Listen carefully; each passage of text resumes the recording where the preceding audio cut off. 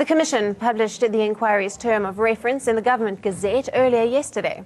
The Commission initiated the inquiry because it believes that there are features in the data market that prevent and restrict competition within the sector, and it aims to determine the cause behind high data prices.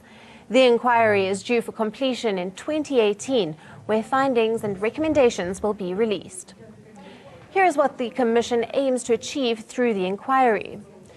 Assess the state of competition in the market. Obtain a clear understanding of data services value chain.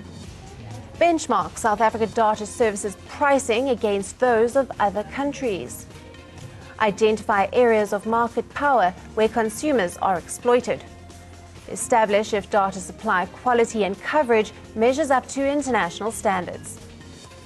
The average South African has at least 3 cell phones, all right? And that's from smartphone to feature phone, because it's easier to get 3 phones on different networks and pay lower costs.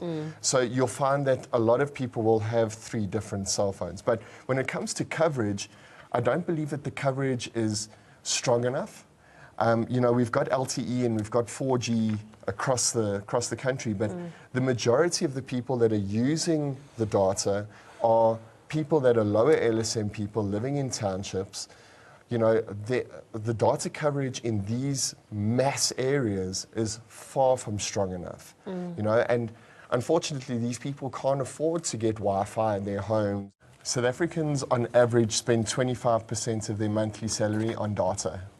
We've got one of the highest data costs in the world. So, I mean, I was actually before I got here, I was like trying to download data so that I could access, you know, Facebook and Insta and all of that sort of thing.